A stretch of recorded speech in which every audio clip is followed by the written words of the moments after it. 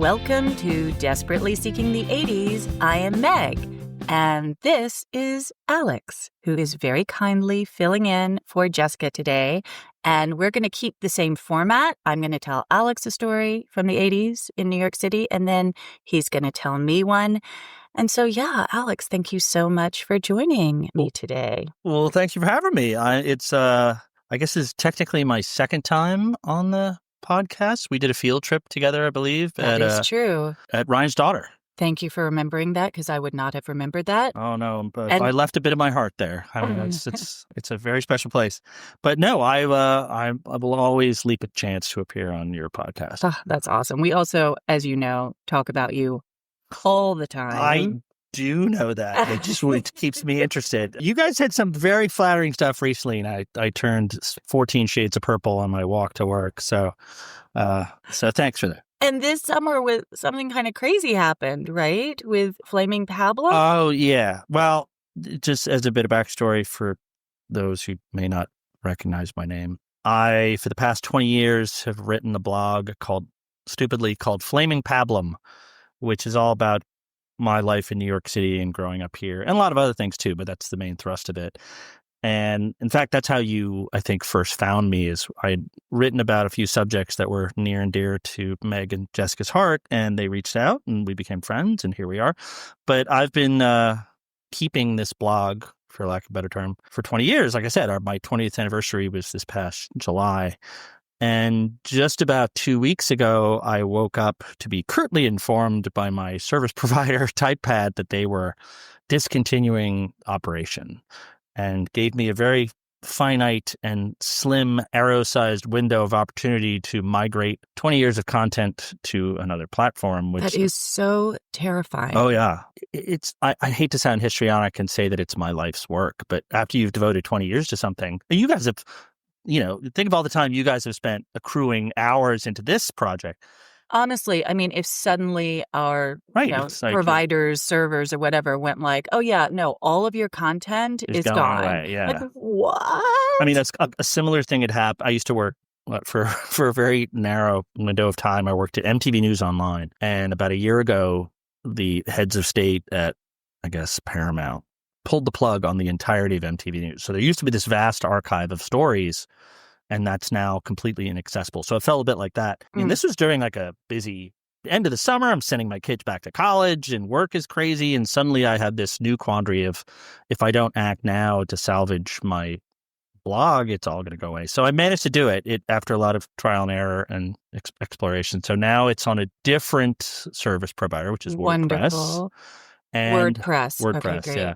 And prior to this is a dumb footnote, but a big disconnect was always that the URL of my blog had nothing to do with the title of the blog. It was a totally different word. We know it we did think that was maybe, I don't know, right. the wisest choice you made 20 years ago. And it was one of those things, like, I never corrected it, and I never fixed it. And now I suddenly was forced with the opportunity to find a new home. So I was like, okay, now's the time to do it. So it's basically flamingpablum.com, easy peasy, no problem. You should be able to find it. I'm hoping that those who are used to the old version, which is up, I think, until the 30th, will see I have a redirection page, and they'll find it. I'm still here, so thank goodness. Oh, thanks.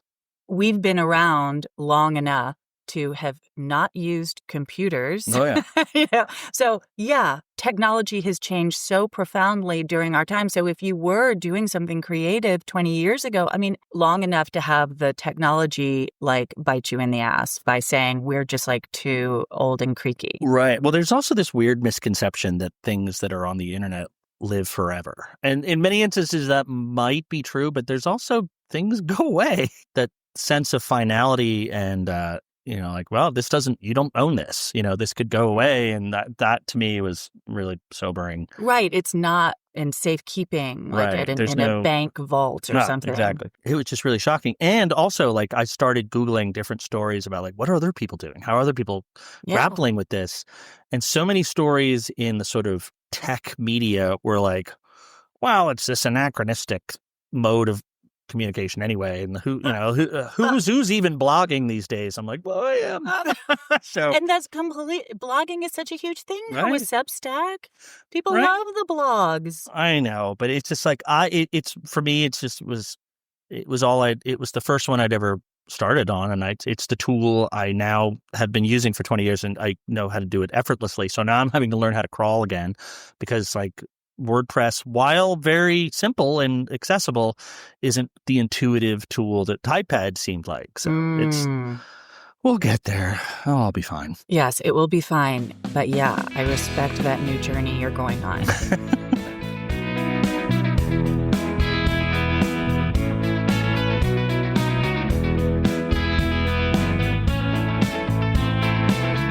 Okay, so my engagement question for you. Hit me. For my story. I know because you have told me, if not in person, I read it on your blog. I can't remember which one. Okay.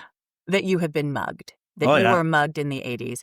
Would you like to share any of those experiences? That may have been the post that actually brought us together, because I had been asked by a friend of mine I went to college with, who'd asked, like, well, were you ever mugged? And I'm like, was I ever mugged? Holy crap. It's almost like a rite of passage. You're not really a New Yorker unless you've had, trouble on the street. And based on that question, I did this one really lengthy post where I recounted like 6 or 7 incidents from my childhood where I'd been accosted or attacked is a big word, but someone came up to me and demanded my money, that sort of thing. I guess that type of stuff probably doesn't happen if you live in Pataskala, Ohio, but in New York City, when your number's up, it does make a difference where you are. The first time I was ever mugged was on Park Avenue. Well, so yeah. Would you tell me that story on Park Avenue? Sure. Well, I grew up on 93rd Street, and I lived about 4 blocks away from my school. I went to a private Catholic school called St. David's. And at some point during the school year, we were informed by the powers that be at St. David's that we boys had to walk ourselves to school. Like, moms were no longer allowed to drop us off. I don't know what grade I was in. It was probably 11 or 12. I have no idea. So it wasn't that big a deal because it was only 4 blocks, and I certainly knew the route. So sure enough, some weeks into that, I'm walking down Park Avenue and come to the corner. I think it's Brick Church right on 90th or 91st Street. 91st. And I'm standing on that corner, and suddenly out of nowhere, a larger individual than I is looking me in the eye and says, "Give me all your money." And I was like, well. Same age? I would say probably a few years older. Okay. And I went to a school that provided lunch, so I didn't bring any money. And as a 12-year-old, if I had any money, it wasn't going to be much. But I didn't have any, and I was like, "I'm really sorry." And I pull out my pockets, to demonstrate, and they're like rabbit ears blowing in the wind. And I don't think he was expecting this. I thought he was going to make his payday and go. He looked you up and down in your uniform. He believed me, and your then little blazer. Right, and then took off across Park Avenue. I don't know if that counts as being mugged, but it was certainly I was shaken like a leaf. And ironically, from at the end of I continued on to school. I had my school day. I went home. I told Mom about it, and she's like, "Well, you better start bringing money with you to school in case this happens again." I'm like, "Okay," and I would keep a couple of dollars in my shoe or something. But that was the first. There were others that were significantly rougher than that. That is such a great story, though, because the thing about Brick Church, that block, is I think there's only one doorman on that side of the street. Very cogent point. Brick Church takes up so much of half that block. The block, at least. And look, if you're going to mug somebody on Park Avenue, you got to pick that kind of block. I mean, could it have been that strategic? I don't know, but it was probably like, how many eyes are watching me? Brick Church was not bustling with activity on probably Tuesday morning. No one even enters through that door usually. That's true. Yeah. I mean, I was very fortunate to grow up in a neighborhood, as I believe you did, and you were right there. You think you were just down towards 92nd between Park and Lexington, which is a lovely street. We were very fortunate to grow up in an area that was relatively untouched from the rigors of the age, where you had Son of Sam and the blackout and white flight and everything going on. But the same token, New York City was still New York City. If your number was up, you could very easily find trouble, or it would find you, Yes. And it did. And that is such a good lead-in to my story. Awesome. My sources are New York Times from 1982, a bunch of different articles, and New York Magazine, 1982. I focused on 1982. Okay. All right. In September 1982, at around 4:45, Janice Bowman was walking south on Park Avenue at 94th Street. That was perfect. I know. She was passing Hunter High School on the right. She was a nurse at Mount Sinai and had just gotten off work. And she lived in the East 80s. And as she passed Hunter, she saw 3 teenagers leaning up against the red brick building. Now, like we were just saying, unlike other blocks along Park Avenue, I mean, you've got like 2 to 3 doormen per block, right? Yeah. Except right at Brick Church and at Hunter High School. Which was just that sort of red brick facade for the entirety of the block, I believe. Also, it's sort of set back from the sidewalk. There's crevices. There are crevices. Right. All right. Now, she felt nervous. But also, she was so exhausted from getting off of her shift. Usually, she would have crossed the street to the more doorman-filled stretch if she'd just gone to the other side of Park, but she didn't. And she just decided to walk. As she passed them, one of the teenagers approached, grabbed the gold chain with a cross around her neck, and snapped it free. It was a gift, by the way, that her parents had given her when she was a little girl. 2 plainclothes cops who had been eyeing the teenagers came running over. Wow. I know. That never happened in my experience. Seriously. But the boys outran them. Oh, boy. And Janice was left on the sidewalk yelling, "Thief!"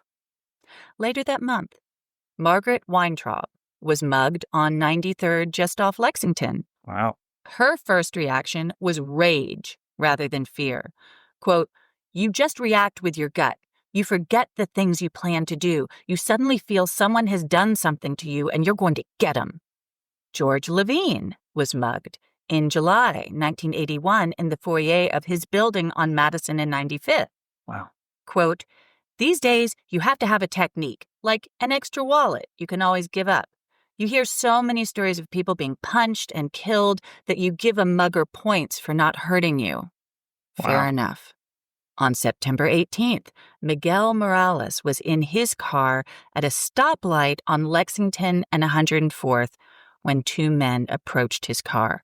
One put a gun to his head and said, quote, "I don't want to kill you, I want the money." Now, Miguel had $149 from the East Harlem liquor store where he worked. He was on his way delivering the money to the bank. Right. And he handed the money over to the muggers. Oh, no. But as they ran off, he pulled out his pistol and shot them, missing. Wow. Quote, "One way I'm lucky, I don't want anyone to get hurt. The other way I'm unlucky because I'd like to get them." Right. I think it's so interesting, all the rage. Like, people are like angry. I can empathize with the rage, but there's also a moment where you've got to put things in perspective, because if your quote unquote rage succeeds, like had he struck one of those guys with his shot, his life would have been changed forever. Completely. I mean, that's a tragedy. And I'm sorry, but like, kids stealing money, no one should be shot in the street. I mean, that's... Well, right. That's why it's illegal. But I remember, as someone who's been a victim of very insignificant crimes, when it does happen to you, you do feel like you want retribution, but you've got to compartmentalize that and let your your higher intellect take command, because it's like, well, look, think about the ramifications of exacting revenge. I'm thinking of like Bernard Goetz and stuff like that. Oh, absolutely. I mean, that's not a solution. I forget what year that was. Was that? We're talking about, it can only be a year or two later. It's later. It's not. I don't think it's earlier. I think it's later. later. I don't think it's earlier. Yeah, that was a huge. That was huge, and that was also so many people at first at least, really related to him because of his rage. And then there were But then things people going got to on. know him, and it's like, oh, maybe he's not There's the everyman Mm-hmm. No, we have less in common with him than we thought. The thing that's chilling about the story on a personal level, and I believe I speak for you as well, which is like we lived in the neighborhood that all these things were happening. Oh, I chose these. Right, on very purpose. Specific. Right. I mean, I was 82. I was a college. I was a high school freshman and sophomore. So I was mugged at gunpoint. Gunpoint On 92nd between Madison and 5th. Wow. And I'll just tell the story really quickly. Yeah, no. My friend Amanda and I were coming back from the bars on the west side. And we'd run out of money, which was one of the reasons we were coming home. And guess why we got out on 5th? She lived on 89th in Madison, and I lived on 92nd between Park and Lex. So usually we would split the difference and then split up, and right? 5th is you don't think of 5th as a danger, which is probably naive because the park is right there. Yeah, the park is right there. You think, because also 5th is so pretty. You're like, it's kind of like Park Avenue. You wouldn't think to get mugged on Park Avenue. We would have gone an extra block in the cab, but we, again, cash poor, and we wanted to give a tip to the cab driver. So we got out on 5th and we gave him 50 cents or something really awful and embarrassing. And then we were like, okay, we'll just walk the rest of the way. Mistake. Oh my God. What time of day or evening was this? I'm obviously. It was 11 p.m. or something. It wasn't even that late. Right. And this guy jumped out, stuck a gun in my rib cage, and Amanda went running into the street screaming towards Madison. Right. And I don't know if that would have been, I don't know if I'd been so down with that decision. I'm like, wait, you're going to leave me hanging? I mean, I honestly, everyone it's the whole fight or flight. Fight or flight. And I froze. I was a freeze. She was a flea. And then, how about this? I watched him run after her with his gun extended. Holy shit. And again, did not move a muscle. I just froze. And then she got so close to Madison that he turned back around and came back towards me. And you were still in the spot. I'm still there. Right. I didn't take that moment to maybe go somewhere else. You'll be leaving this place. Not very good crisis reaction. He comes back towards me, and I tossed him my bag, and he caught it like a football and kept running. Wow. And went into the park. It was a great bag. And I tell you, sorry. And there were some photographs in there. They're irreplaceable. Right, of course. No money. Remember, we didn't have money. Right. That's why we gotten off at 5th. Right, of course. But anyway, in that neighborhood.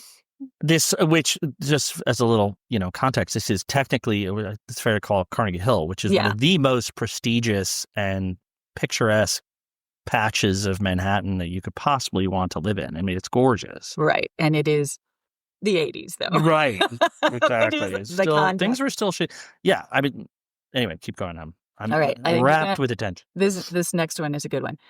A 66-year-old woman walking along 87th Street from the Met to her apartment on Park Avenue was thrown face down on the ground by two, quote, youths. One tried to grab her ostrich skin purse while the other yanked at her heavy gold bracelet. She wasn't letting either go without a fight. This is a quote from this lady. My husband always told me to kick them, but the only way I could have kicked them was backward like a donkey. Anyway, one of them was pounding my head on the sidewalk saying, give me the bag, give it to me. No, I won't, I kept saying. I hit him in the head.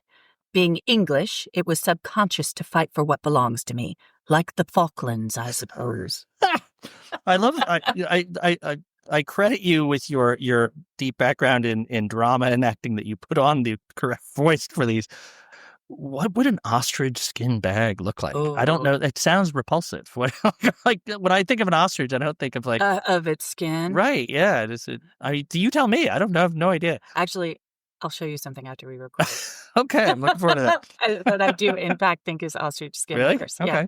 Yeah, so suffice to say, it's an item that you'd want to hold on. Yeah. Want to hold on to. Well, she did. A guard from the Met, who was on break, tried to help her, and the muggers pulled a knife on him. Jesus. And then ran towards Central Park. A jogger There you go. joined in the chase, and the guys were ultimately arrested. The woman got off pretty easy with only broken ribs, and she had some abrasions. She regretted fighting back, but said, quote, "When the acid test came, I acted on reflex. In the future, I plan to carry $100 in my glove or my coat pocket to give up easily. But I'm furious that young men like these, one of them was what they call a career criminal, are allowed to walk the streets." She blamed irresponsible judges who so indiscriminately free these muggers, rapists, and killers. We need a governor who will impose the death penalty. Whoa. Taking it a little extreme there, but yeah. Okay. Yeah. And incidentally, that was the year, 1982, was the year that Democratic candidate Mario Cuomo refused to support the death penalty, and he won anyway. There you go. Now, Janice, our nurse from the first story. Yep, on right behind Hunter. Right. Her natural empathy was tested after her mugging. Quote, that's terrible as a nurse. You think about that. Yeah, exactly. Quote, "At first thought, it was terrible that a human being was in jail as a result of evidence I had given. Wow. But I feel that to be a criminal is a personal choice, and you can't blame it on the environment. It's not an excuse. I know plenty of people at the hospital and elsewhere who were poor in the ghetto and worked their way out." Another woman whose shoulder bag was cut by a man with a steak knife in late August on Madison near 87th said, quote, "I had very mixed feelings toward this guy. What's his problem? Is he just a lawbreaker, or is he trying to feed 5 people? But I don't know, and in a way, I really don't want to know. I don't think I'm as liberal as I was 5 years ago. Nowadays, too many people are getting off too easily in the courts." New Yorkers began developing all kinds of tactics to outsmart the muggers. Some made replicas of their most valuable jewelry to wear out of the house. Wow. Many took self-defense classes. I was telling Joe the other day, judo classes were like all the fad to protect yourself. And Joe's just like, oh no, that's not going to work. No, it's not like you're trying to something break out into your stance. The thing I remember mace. Remember those little canisters of mace? Absolutely. No, that was, Okay, I remember. And actually, Alice had to take a self-defense class where they advised kneeing in the groin. Oh, yeah. I'll do it. That's a standard. And holding keys between your fingers to stick in assailants' eyes. Jesus. Gun permits tripled. Mace, which you were talking about, was illegal in New York, but you could smuggle it in. Yeah. And that's what I did. Did you really? I smuggled it in from Georgia. Oh, nice. Yeah. Was it like the little canister that you... Mm-hmm. And it was like on my keychain. Did you ever use it? Mm-hmm. You used it? Yeah. On someone? Well, I mean, I was for scared. Fun or no. I was scared and I used it, but the person was far away and I was probably overreacting. All right, good to know. I probably should not have had mace. There's a good that's reason the thing. why it's illegal. I don't trust myself with it. I would have used it probably on myself. I know. Let's see how bad this is. Women were advised to walk in the middle of the sidewalk rather than close to doorways or parked cars, lest they be dragged into either. Jesus. I just don't even think people talk about stuff like that. I'm just going to interject for a quick second. Yeah. Both you and I are parents, and my kids are now in their late teens, early 20s, and you're the same, right? Yeah. I mean, how old is your son? 18 and 22. Yeah, so we're about the same. Yeah. When they were little, I went out of my way to try and familiarize them with how to get around the city and look for a landmark, walk in that direction, that sort of thing. What do you do in this instance? I would say to Alice, who do you know in this neighborhood? Right. Look around. Absolutely. You can always go to Sophie's dad's place. Right. That's his building right there. Right. Know like where stuff you like are, that. Know how to get out of where you are, know how to get to other neighborhoods. I don't know that I ever went the extra mile and said, stuff like put keys between your fingers, anything like that. And, knock on wood, sorry. They'll never need to. Now, my kids both go to school overseas in places where trouble lives everywhere. But they're both New Yorkers and they both have a degree, I want to believe, of street smarts that is imbued in them that they will keep them safe. But I'll just say, I think street smarts in 2025 is just It's markedly different than it was in the right. 80s. Absolutely. Like I was getting a lot of flashbacks, like reading these stories and going, yeah, it's different. I wonder, you'd have to speak from your experiences, but like when here it was like the late 70s, early 80s, more likely, and stuff was going on and things weren't great. But my mother basically was like, well, this is where we live and this is where you go to school. So figure it out. Good luck. This is our life. Right. And, at the time, You're just obviously, going to have to muddle through. Unlike, I'm not patting myself on the back, but today, I have a phone that I can tell you where my kids are. I know. I love it. And they even, I can see where they are in overseas, which is crazy. But back then, my mom had nothing of that. Like, it was like, so I'd be like, oh, I'm going to go to the Ritz and go see Black Flag. She goes, well, I don't know what that is. I don't know who you're going with. I hope I see you again. Yeah. There was no safety net there. I know. It's and kind we of got crazy. through it. We did get through it. Yeah, absolutely. And I'm sure there's some that didn't. But but also youth comes with a degree of, blithe ignorance. So you're not you may not necessarily be aware of the dangers and the risks you're taking by doing something relatively banal as coming home from the bar at 11 o'clock. Right.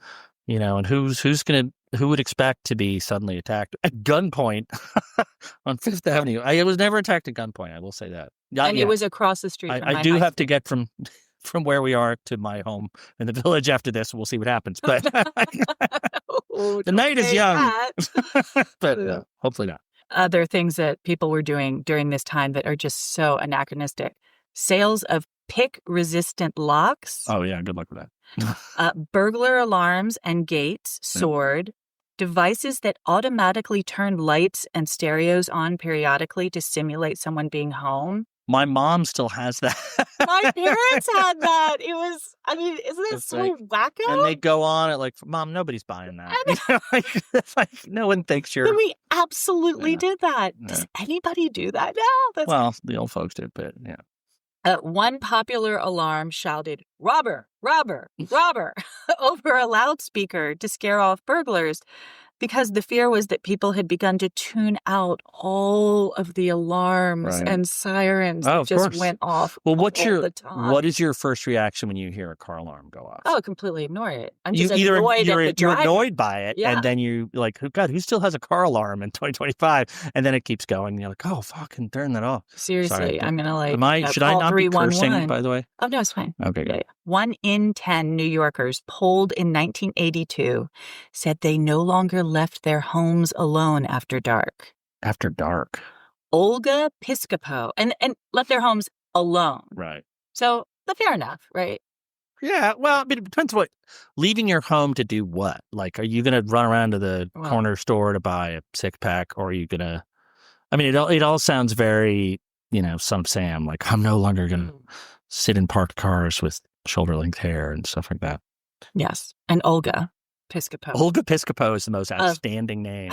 Naspeth, Queens. Of course. Said, "You can't go out. There are a bunch of kids who hang out in the streets. Even if they're not there for crime, you're afraid. Besides, where does a woman of 70 go? I watch television and crochet." So that was Olga's. Those are her alternatives. Outstanding. I had a problem not unlike that, and I'm not going to tell the whole story, but I lived, as you know, for a spell in my late teenage years on 86th Street in Yorkville. And at one point, I had a couple of run-ins with a aggregation of youths that may or may not have been formally affiliated with a larger organization called the 84th Street Bombers. Mm-hmm. And in the wake of those unfortunate incidences, they started to congregate on a stoop outside of a newspaper store called Polymorphos, which was just up the block from my apartment or our apartment. And you could see that stoop from my mom's window. It sounds completely ridiculous, but on certain mornings, I would look out the window to make sure the coast was clear before I left. That's not ridiculous at all. And in many instances, I was like, oh shit, they're out there. So I would, instead of hanging a right, I would hang a left to walk around the block, adding like 10 minutes to my commute to school or whatever. to avoid them. Absolutely. Yeah. I mean, kid-on-kid crime. I remember that more than anything.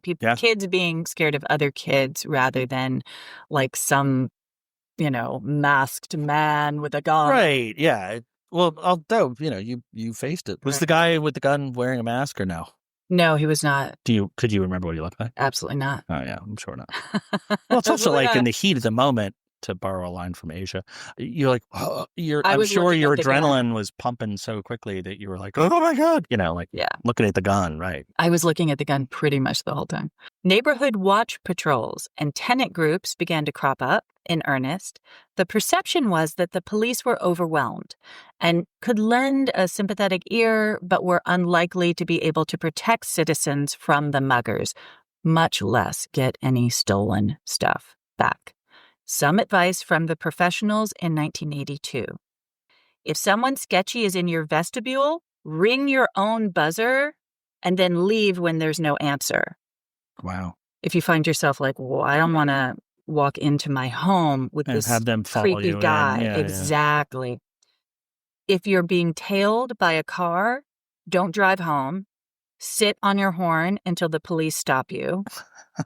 If someone is following you, walk into the middle of the street or change direction suddenly. If someone creepy gets off the elevator when you do, start screaming. That was it. That was like, just scream. Okay. Wow. Charly Perrin's East Side apartment was broken into 3 times. His response, quote, I bet I've lost about $8,000, but I won't put bars on the windows. It would be like being in jail. I'd move out of New York first. Well, hats off to him. That seemed like 3 times. What was left to take? I don't.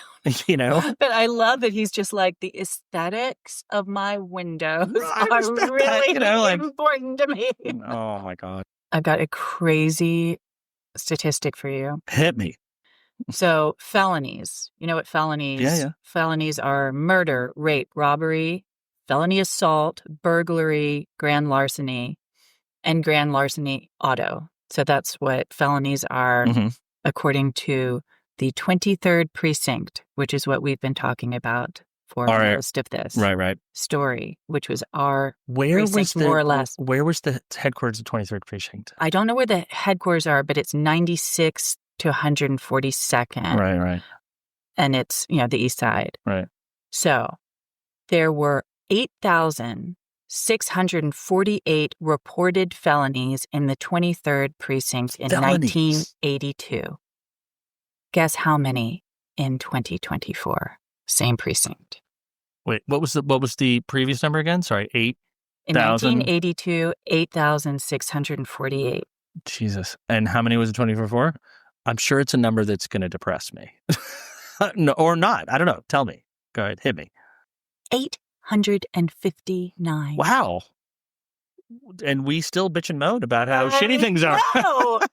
I mean, 8,000. That's just like the wild, wild west. I guess that's really different. It was really different. But it speaks to something that informs both of our projects, both my silly blog and your podcast, which is there's a lot of, nostalgia porn, for lack of a better term, of this period of New York City in the 80s and like the bad old days. But it was the same time, like this same era was such a fertile time for pop culture and art and, punk and disco and hip hop and everything was coming up.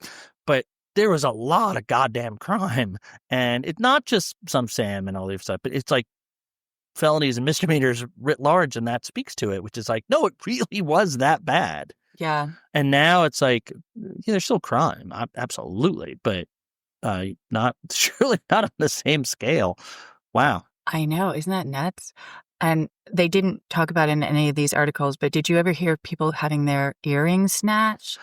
I believe I did. Yeah. I mean, someone who never wore earrings, it didn't, I had an older sister who I think that was a concern of hers. That, we were told at school we weren't allowed to wear, we could only wear studs because people would grab the earrings and run. Oh, yikes. I'm trying to think of things I had stolen from, I had a bicycle stolen right out from under me. And it's funny, I was thinking about that anecdote while you were speaking. Like, I remember right after the incident, right after my friend Danny and I were in the middle, we're right near Bethesda Fountain, and we're sitting on our bikes just taking a break. And these two bigger kids come up, and it's very obvious that they're going to win this exchange, and off they went. And I think my last memory of that was like me telling the guy who took my bike, like, okay, well, the left pedal could use some tightening, and you might need to, like, giving him tips. Anyway, so suddenly our bikes become their bikes, and they go away, and we're incredulous, and we're walking around. Of course, we run into two cops. Right on cue. And so we get in their squad car and they take a leisurely drive around the park. I'm like, gentlemen, they're out of the park this right is now. not effective. And then we go back to that precinct right in the middle of Central Park, Yes. where they brought rubber chambers. Yes. And they bring out these hulking photo albums. And I'm like, this is no time for family pictures. But it's like, so we start going through them, like looking at mug shots. I'm like, this isn't going to help. What if you did find the person that would like, all right, is that guy? Yeah, whatever. You go do something about it. Our bikes were out of the park and probably disassembled and, whatever. We never got our bikes back. We walked, it was terrible. But I love the NYPD. God bless them. God bless them.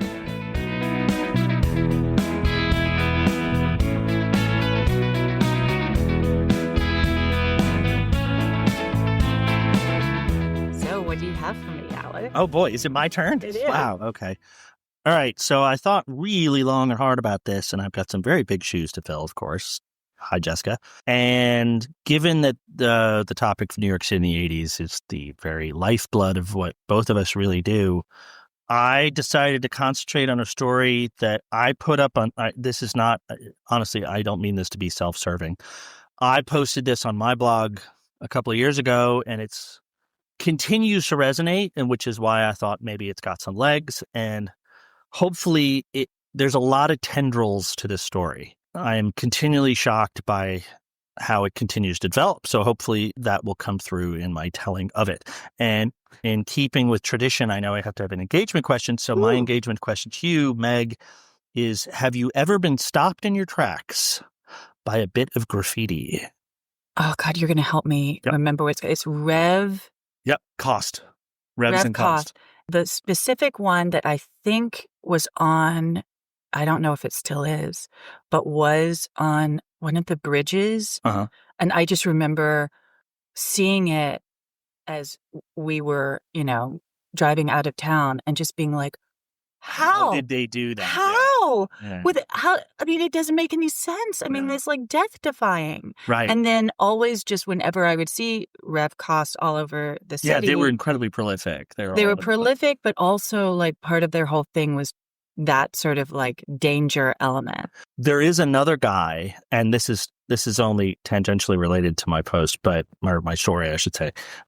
I guess his tag is Rams, R-A-M-S, and I don't know where he's from or what his real backstory is, but he's become renowned for, he must have like rappelling gear, because he will do these tremendous tags that run the length of buildings.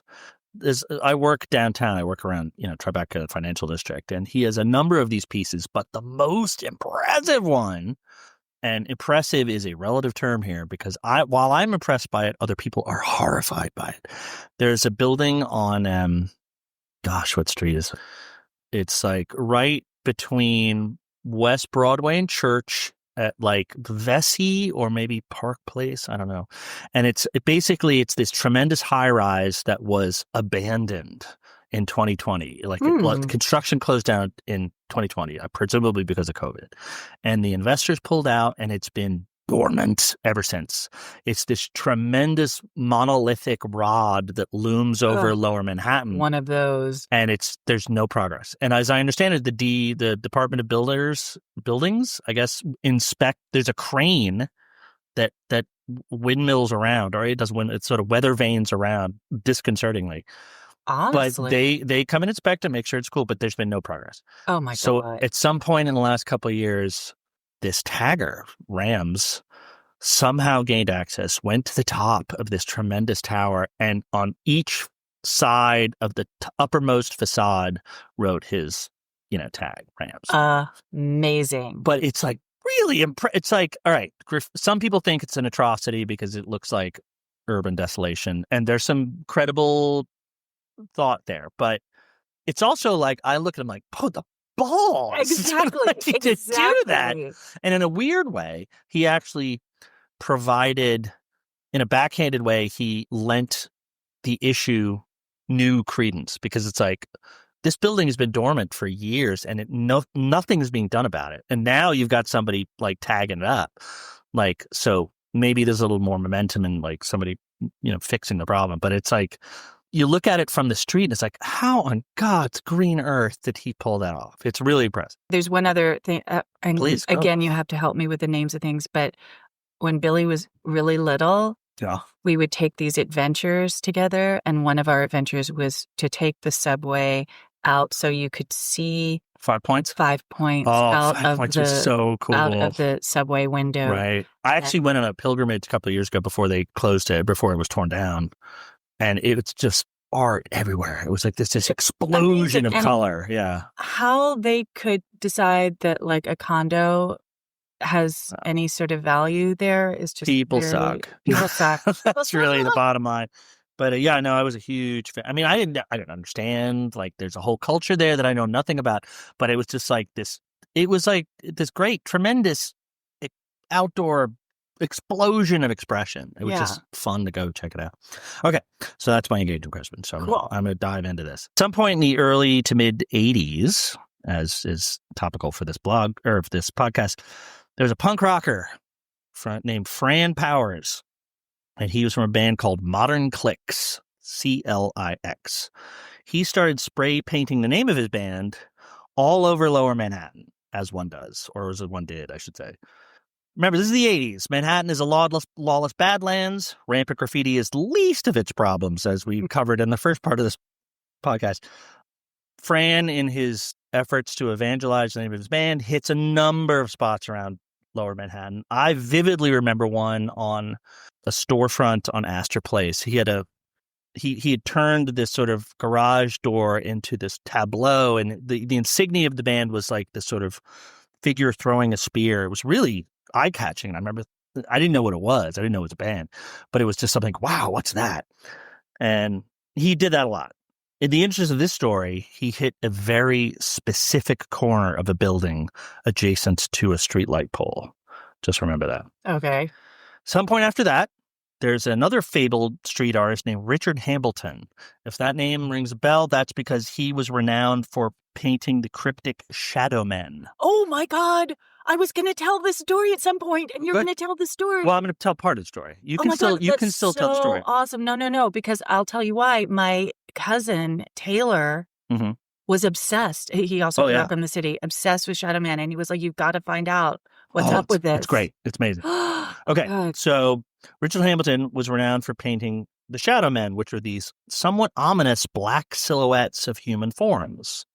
And you would see them on corners and on like loading docks and incongruous places, but they're all very naturalistic. They looked like human form. I mean, you shadow. If you looked at it twice, you might think there's an individual standing there.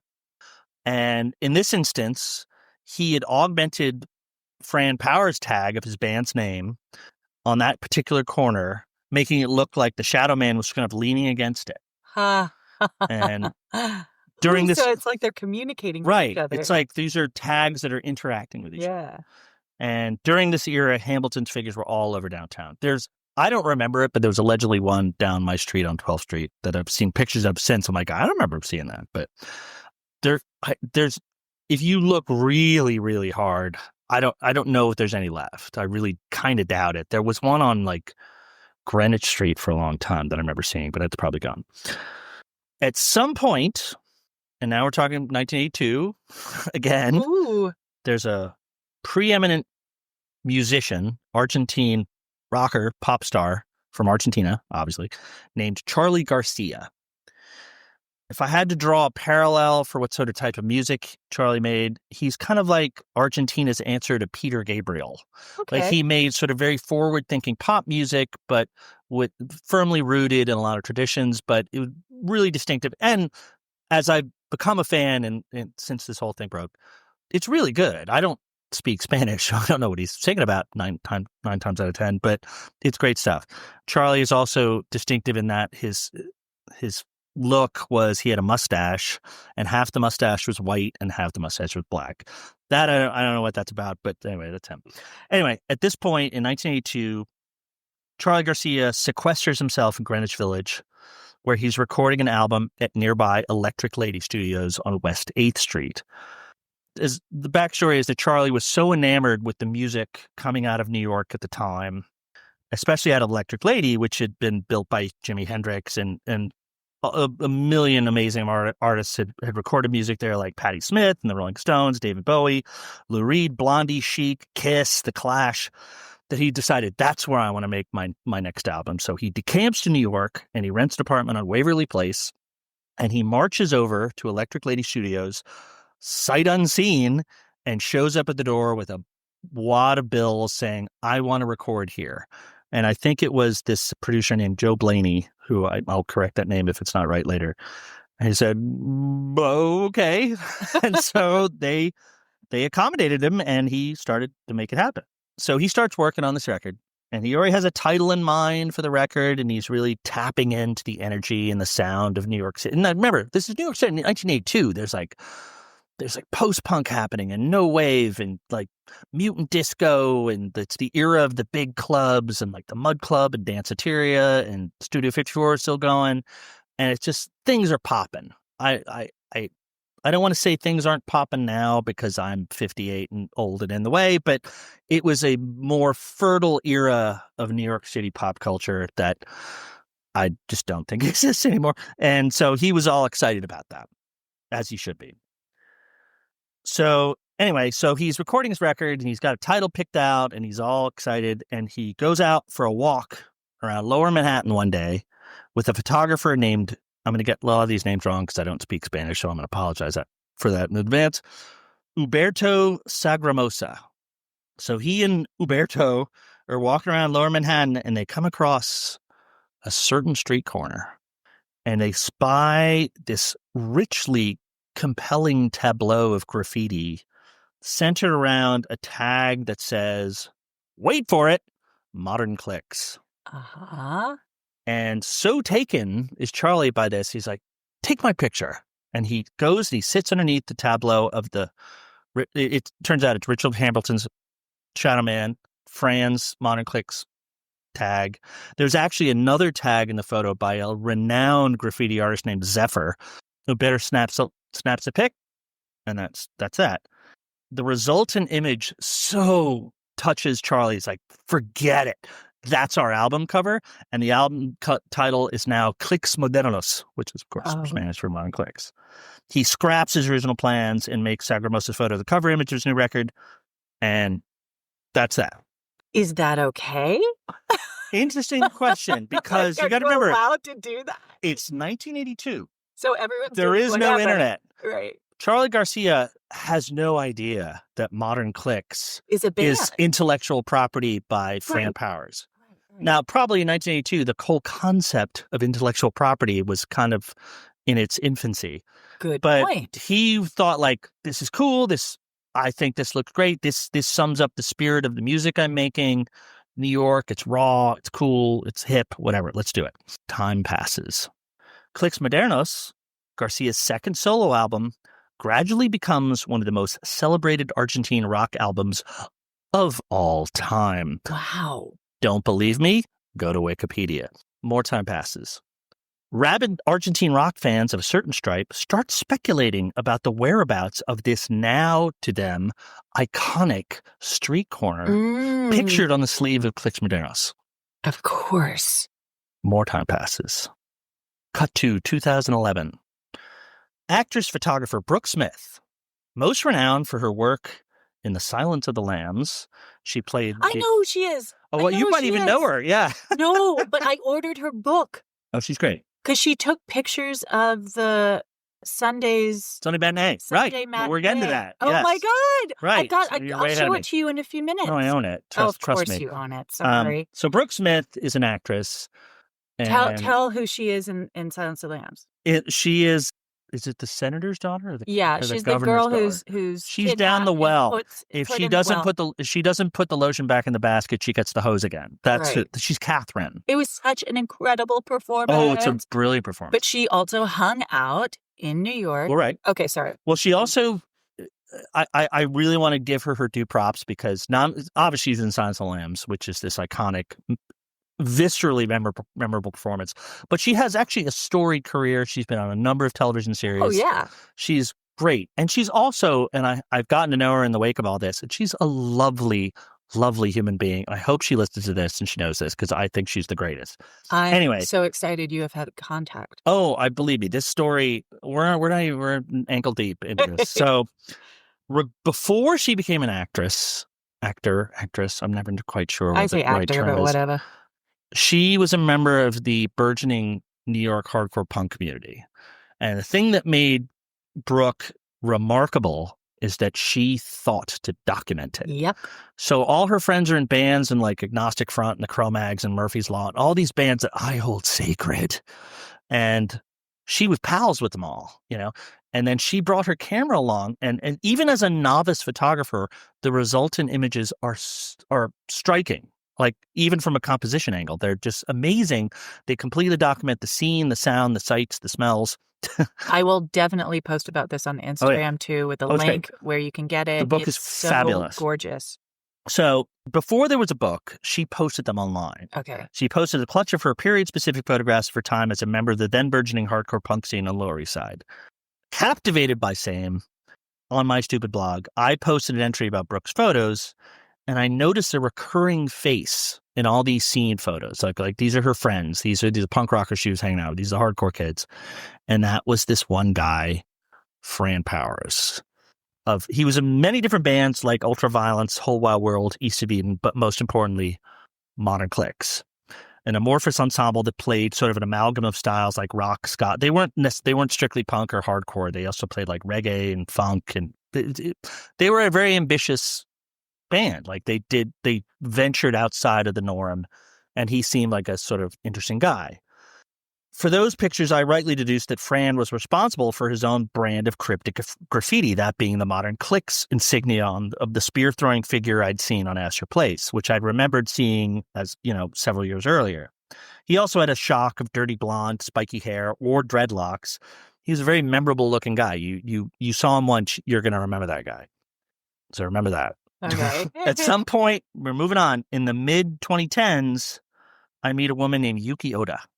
Yuki Oda is a blogger who starts a blog called the Soho Memory Project. I don't know if you ever checked it out. Yes, I have. It's great. I reference it all the time. She is absolutely delightful, and she lovingly said, like, "Oh, you were my stupid blog inspired her to start it, or was partly inspired." So she may have been blowing smoke, but it was a lovely thing to say.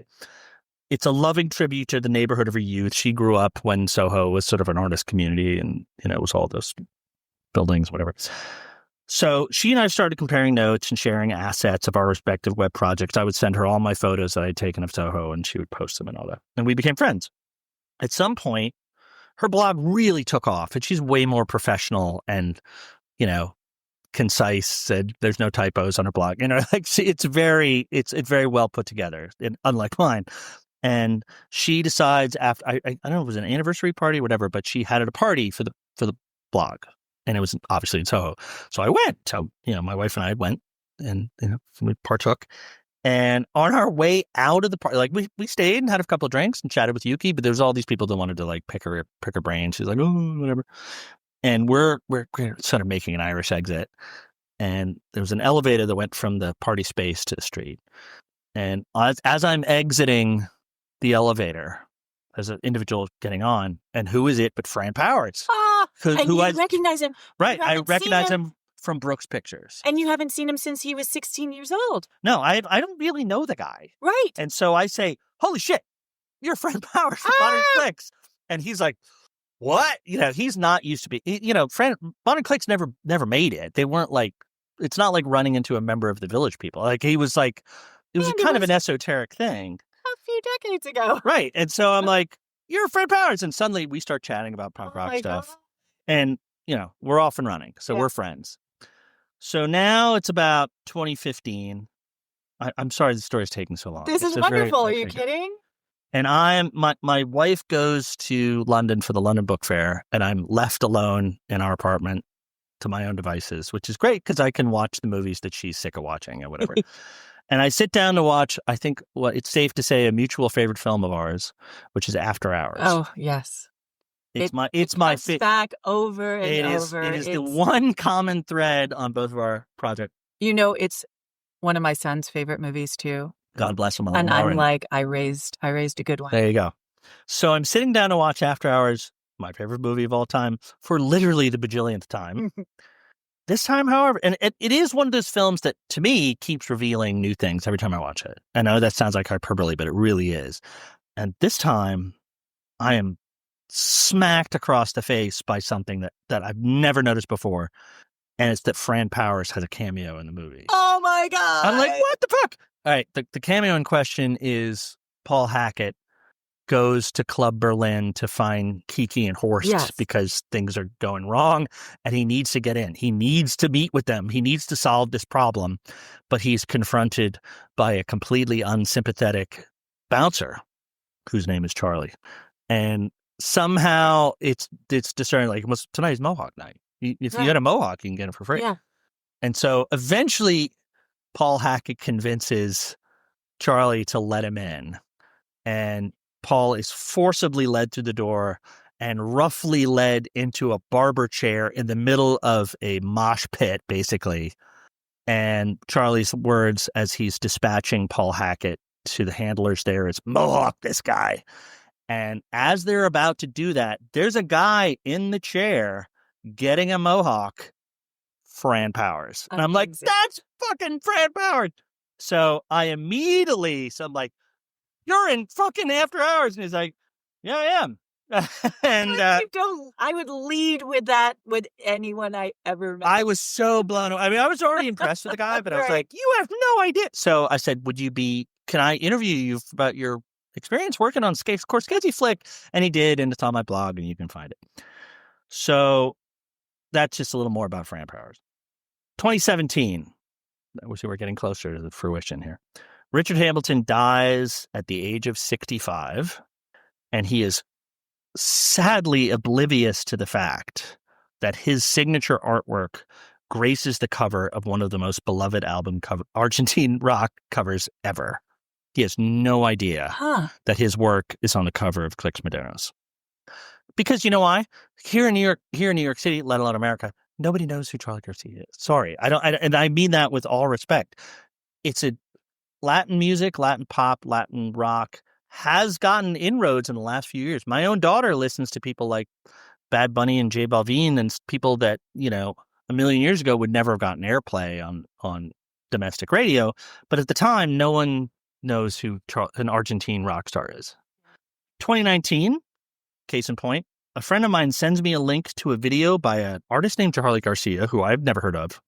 And it's a song called Fanky, Fanky, which was shot around Lower. He sent it to me because it was shot around Lower Manhattan in Soho. And I was like, oh, that's cool.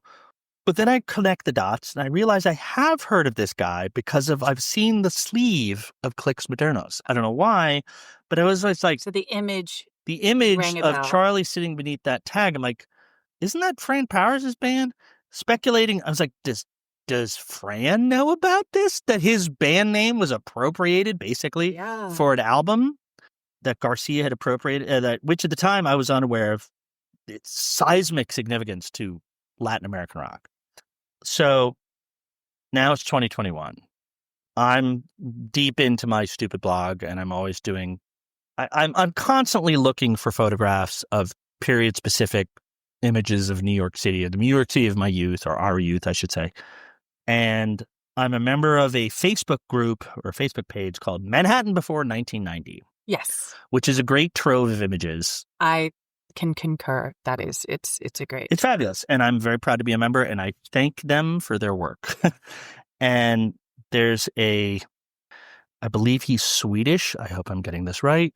There's a Swedish contributor to that page named Bo G. Eriksson. And in 2021, he decides to post a series of pictures from his 1984 trip to New York City. Among those photographs is a photograph looking south from Canal Street down Cortlandt Alley. Cortlandt Alley is a very celebrated street in Manhattan. It's been featured in any number of films because it is the quintessential New York City alley. It's actually quite unique. There's not a lot of alleys in New York. But it could be from, 1801, Right. or it could be from 1975. It exudes so much atmosphere. It's so like New York. This sort of canyon, like high-walled. It's like this. The second you look down at it, it's just iconic. It's amazing, and iconic in the very literal term of the word. So he posts a series of photos of Cortlandt Alley, snapped in 1984, a year after the release of Clix Modernos, and looking down the street where Cortlandt intersects with Walker Street, I spot the graffiti that is the same graffiti that graces the cover of Clix Modernos. And I'm like, I know what that is. And I thought, that's kind of funny. And I post that to my stupid blog because that's what I do. Yes. I mean, it's minutia, it's trivia, and this isn't going to save anybody's life. It's not triage. It brings so much joy. I find it really fascinating. Yeah. So I post that, and I don't ask Bo for permission. Sorry, Bo. But you give him credit. I think I give him credit. I'm like, hey, look what I found on Manhattan before 1990, snapped by Bo Erickson. Yeah. Here's a shot, whatever. I'm sure Bo doesn't give a rolling rat fuck, but whatever. So I do. Some short time later, back in Argentina, a writer-producer named Inaki Rojas somehow sees my post and falls out of his chair.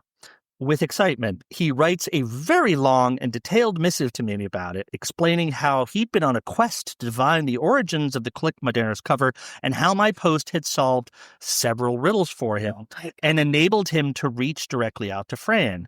They become friends. What? So suddenly, as he put it to me, imagine if nobody knew where Abbey Road was. Right, exactly. And someone discovered it, and you discovered it. You're right. An anthropologist. I didn't necessarily mean to, and I didn't think it would have this sort of impact. And he's this guy, Inaki Rojas, who's a lovely guy, by the way.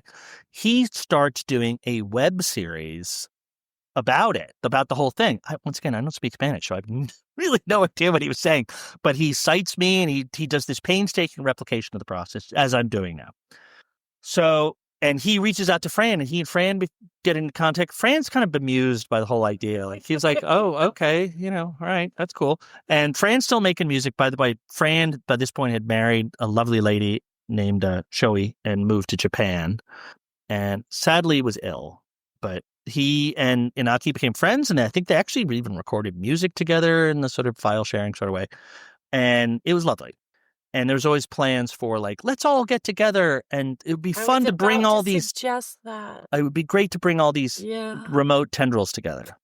June of 2021. Oh no! My friend Fran Powers passed away after succumbing to an illness he'd been long battling. I'm so sorry. And I literally only met the guy a handful of times, but most of our relationship was online correspondence, and he was always great.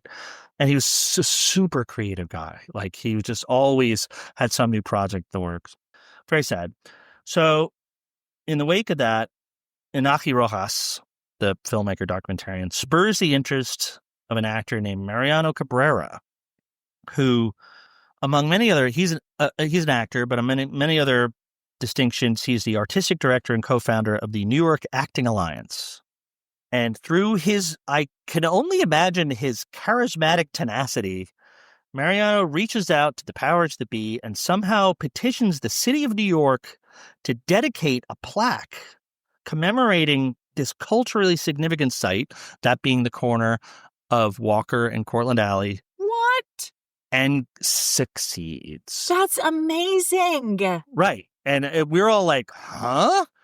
So in November of 2023, sure enough, there is a dedication ceremony. I go, Shoei Powers, Fran's widow goes, my friend Yuki Oda goes, and Brooke couldn't make it, but as many people who are sort of tenuously connected, they showed up.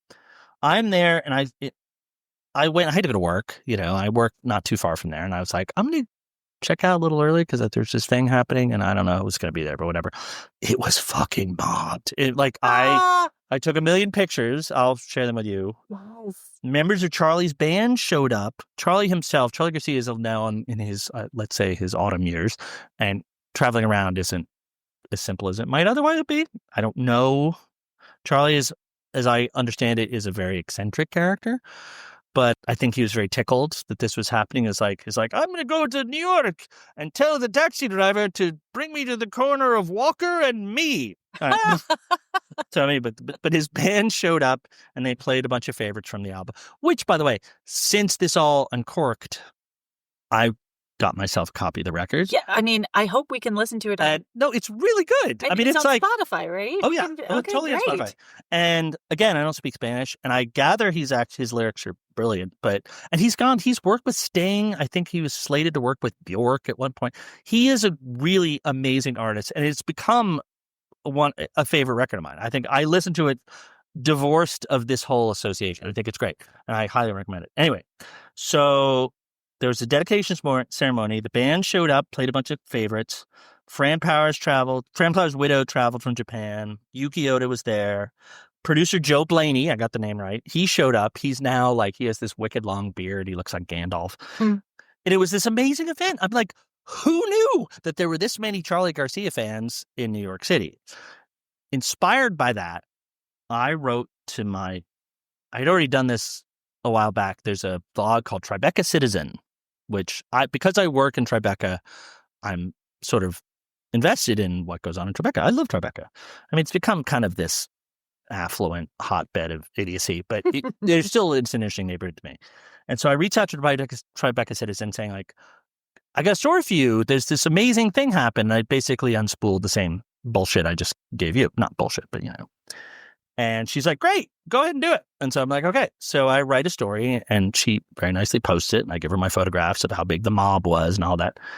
And depressingly, even here in 2020, at the time, I guess it was 2023, there's all sorts of provincial, Charly Garcia is not from, I don't even know who he is. I've never heard of him. Wait, who's saying that? The readers of Tribeca Citizen. They're like, why does he get a corner and Robert De Niro doesn't have one? All right, people, you just need to. And I was like, so I was very invested in this, obviously, and I still am. And I started responding to him like, look, there's a world outside of New York City.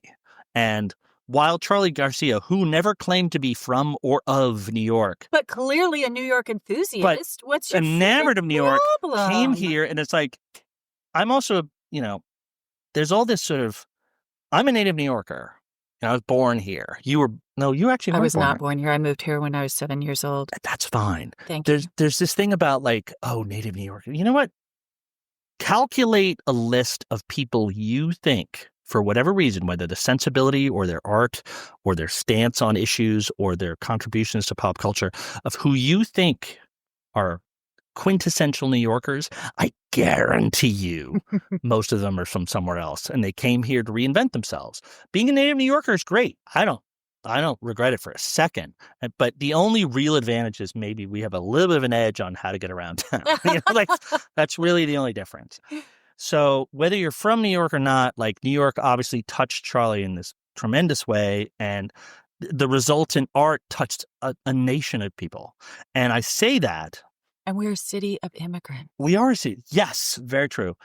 True to Inaki Rojas's prediction, it's Charly Garcia Corner, Walker and Cortlandt, has now become comparable to Abbey Road in that I walk down Cortlandt Alley literally every day on my way to work. And more often than not, I see people replicating that photograph. If you don't believe me, and you may not, there's an Instagram page called Los Chicos a la... I'm going to get this wrong. Los Chicos a la en la esquina, which I believe, and pardon me if I'm wrong, is Spanish for the guys in the alley. And all it does is document people replicating the cover of Clix Modernos. At last count, there are 942 entries on that blog. This is when I try to explain that to the readers of Tribeca Citizen, they're like, no, you have no idea. This is of tremendous significance to a wide body of people around the world. Right. And they're like, yeah, well, he's not from New York, whatever. And what's it called again? Tribeca? It's Tribeca Citizen, which is a lovely blog, by the way. I'm sure it is. And she said, too, like, don't be put off. Like, our readers could be gruff. Well, provincial, I think is the right, word exactly. for it. It's depressing. But like I said, the Instagram pages there is an official Charly Garcia corner page. And there's also, but the Instagram page is Los Chicos en la Esquina. Again, apologies for my non-Spanish speaking tongue. And to this day, you can go to that corner and there's graffiti all over the right pole. It is just like if you go to Windmill Lane in Dublin, where U2 recorded all their stuff, or you go to Abbey Road, or you go to the Black Sabbath bench in Birmingham, England. It's become this shrine for a musician and a bit of pop culture that means a great deal to a lot of people. And the graffiti artists too. I mean, right. All oh my God, all so much together. stuff. The Shadowman, that is so amazing. And I do think a larger piece on Richard Hamilton would be well. I mean, I only briefly touched on him. No, it is definitely on my list. It has been for a couple of years. Right. It's just hard to get the information. Right, and it's all so far flung, and But anyway, this story kind of consumed me for like a couple of years because it's just like it kept going. Incredible. Yay. All right. Well, that worked out well. Amazing. To this day, I'm still in touch with Mariana and Inaki Rojas. There was a documentary. I was actually interviewed for a documentary like in 2024. I don't know where that ever went. Oh, there was also the same day as that ribbon cutting ceremony when they unveiled the plaque. The plaque is there now. There was an event at the Argentine embassy. I couldn't go. I had a work conflict, but there's now every November there's some new thing. There may be something coming up this coming November. I'll go if I can. But incredible. Let us know, and I'll post about it and make it even bigger. Sorry, I've got this is the original post. There's pictures all over it. Oh, awesome! God, look at that. That is so not what I imagined. Isn't that funny? While you were talking, I had in my head what the graffiti was that I was just like reading in my head. The thing this is not what I thought. I think I put the album cover in there if you keep going, but that's basically it. Oh my God, that is incredible. He's also so sexy. Sorry. Well, I'll be sure to pass that on. Yeah, it's guys, there's a quick coda to that story, if I may. Some really good friends of ours from our kids' grade school just down the street here or nearby. Our kids went to Epiphany. They're not there now. Don't look for them. But this family who we're very close to, their daughter was about to go spend a semester in Argentina. And they had us over for dinner as sort of a going away thing because my daughter and their daughter were very close. And this was all still relatively fresh. And so I started laboriously bloviating, as I've just been doing for the past half hour, about this story.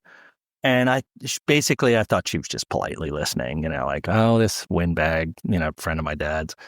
And then she went to Buenos Aires and she came back in May and called me up, said, I've got a present for you. And I was like, what? And I went down and she had gotten a vinyl. She bought me the record, the original vinyl Argentine pressing of the record.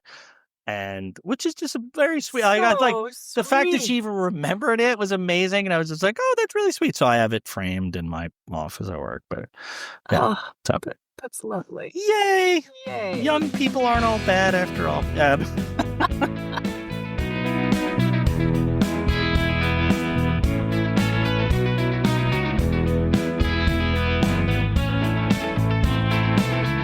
Alex, I'm just blown away. I am still digesting everything that you just said. It just makes me so happy. Like you were talking about tendrils, but the fact that it all comes back together and just such a beautiful story about community.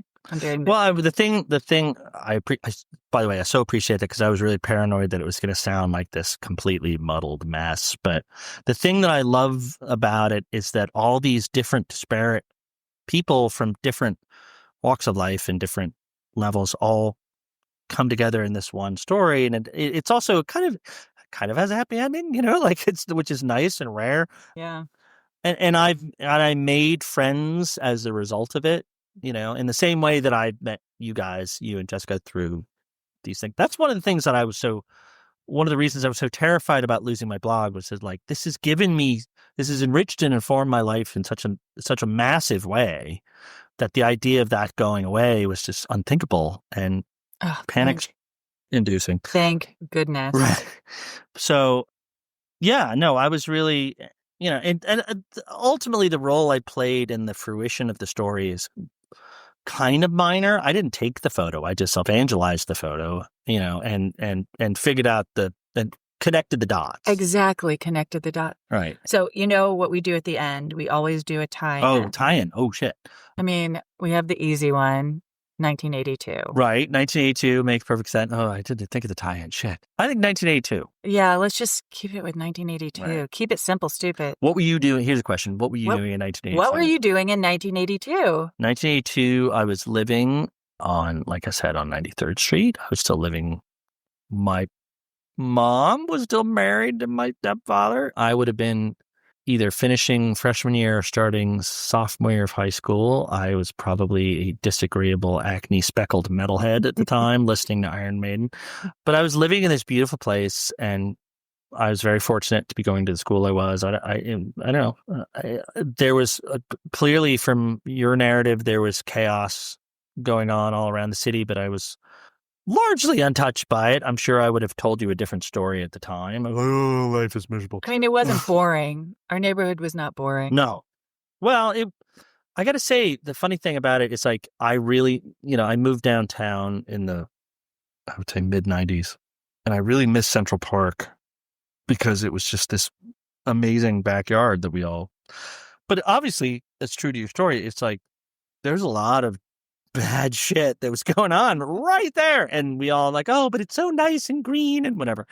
But it's funny. It wasn't really green in 1982. No, it really wasn't. It was very brown And dirty.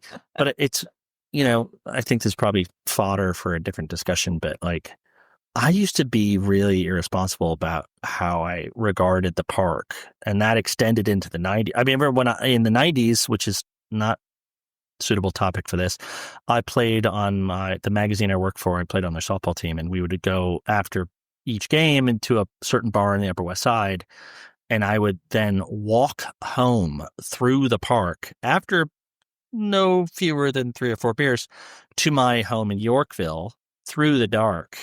Oh, although there is a caveat, and that is I was carrying a baseball bat. So that may have been a deterrent from any would-be assailant.